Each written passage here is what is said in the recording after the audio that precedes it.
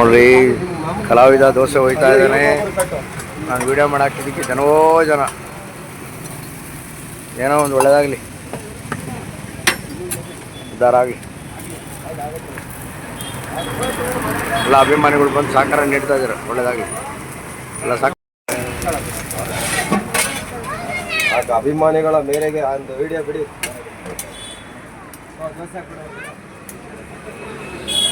Srinivasa sir, ಹೇಗಿದೆ ವ್ಯಾಪಾರ? Sir ಹೆಂಗೋ ವಿಡಿಯೋ ಮಾಡ್ಕೊಟ್ಟಿದ್ದಕ್ಕೆ ತುಂಬ ಜನ ರೆಸ್ಪಾನ್ಸ್ ಭಾಳ ಚೆನ್ನಾಗಿದೆ ಸರ್. ನೋಡ್ತಾ ಇದ್ದೀರಲ್ಲ ನೀವೇ, ನಾವು ಸುಳ್ಳು ಹೇಳಬೇಕು ಅನ್ನೋದೇನಿಲ್ಲ. ಹೌದೌದು, ಚೆನ್ನಾಗಿ ಮಾಡಿ, ಚೆನ್ನಾಗಿ ಮಾಡಿ. ದೇವರ ದಯೆ ನನ್ನ ದಯಕ್ಕಿಂತ.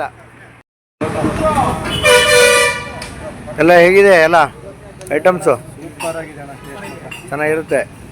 ಬೋಟಿ ಚಿಕನ್ನು ಎಲ್ಲ ನೀವು ತಿಂದ್ರಾ? ಒಳ್ಳೇದಾಗಲಿ. ಶಿವಮೊಗ್ಗ ನಗರದ ಫ್ರೀಡಮ್ ಪಾರ್ಕ್ ಎದುರುಗಡೆ fast food, Puneeth fast food ಅಂತೇಳಿ ಅದ್ಭುತವಾದಂಥದ್ದೆಲ್ಲ ಐಟಮ್ ಕೊಡ್ತಾರೆ.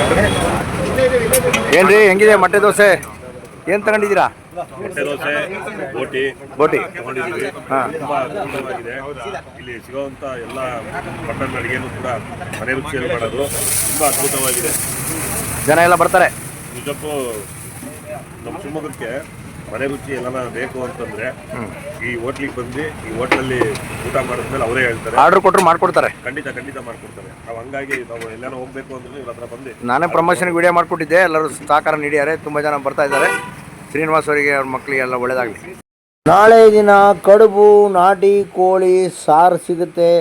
ಅದ್ಭುತವಾದಂಥ ಜಾಗ, ಭೇಟಿ ಕೊಡೋದನ್ನು ಮರಿಬೇಡಿ. ಸವಿ ರುಚಿಯನ್ನು ನೋಡಿ ಅಂತೇಳಿ ಶಿವಮೊಗ್ಗ ವಿನಂತಿಯನ್ನು ಮಾಡ್ಕೊಳ್ತೀನಿ. ನಮಸ್ಕಾರಗಳು.